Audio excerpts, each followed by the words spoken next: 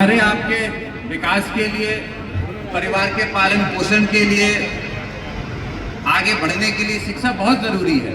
कहीं काम करने जाएंगे तो शिक्षा की जरूरत है, शिक्षा के बिना आप कहीं काम कर ही नहीं सकते। लेकिन उसके साथ साथ आज सही गलत को नापने के लिए, आपने के लिए क्या सही है क्या गलत है, सरकार की कौन सी योजनाएं भली है कौन सी बुरी है, समाज में कौन से कृत्य सही है कौन से कृत्य गलत है, इसके लिए भी शिक्षा होना आज के समय पे मैं समझता हूं सबसे जरूरी होता जा रहा है। और हमारी तो खुशनसीबी हम कहेंगे, एक बचपन स्कूल अभी कुछ दिन पहले सैफई में खुला था, वो आदरणीय शिवपाल सिंह जी ने उसका उद्घाटन किया, और जो आपने करेल में खोला वो हमें और तेज प्रताप जी को उसका उद्घाटन करने का मौका मिला।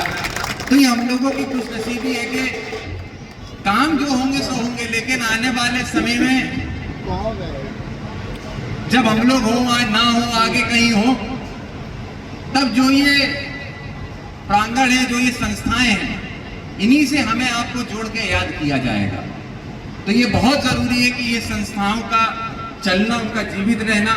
और ये सारी बात मैं इसलिए कह रहा हूं क्योंकि हमने देखा कि मौजूदा प्रदेश की सरकार ने किस तरीके से प्रदेश के अंदर जो स्कूल्स थे उनको, स्कूलों को बंद करने का प्रयास किया।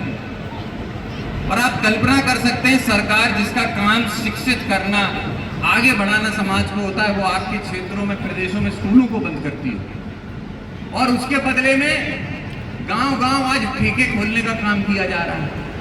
हमें कहने में शर्म नहीं, क्योंकि अब तो जब सरकार को खोलने में शर्म नहीं आती तो हमें कहने में काहे को शर्म होनी चाहिए।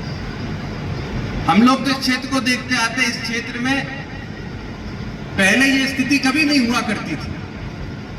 2-4 लोग होते थे, वो घर में या दोस्त-यारों में बैठ के अपने शाम को पी लिया करते थे। लेकिन आज ये ठेकों की वजह से गली गली, गांव-गांव ये स्थिति हो गई। हर घर में लोग शराब पीने लगे और हर घर में व्यक्ति जो है वो बर्बाद होता जा रहा है, परिवार बर्बाद होते जा रहे शराब की वजह से। तो ये हमें आपको रोकना पड़ेगा, और ये रुकेगा भी शिक्षा से ही।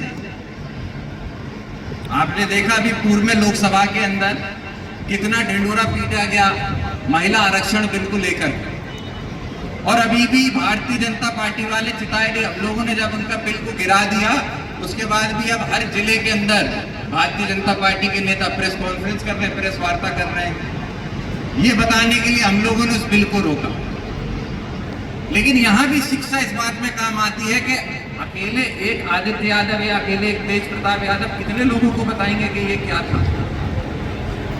ये बात जब हमसे आप तक पहुंचेगी और आपसे आगे आने वाले 10 लोगों तक पहुंचेगी, तभी इस बात का विस्तार, उसकी सच्चाई, जमीनी हकीकत तक पहुंच पाएगी।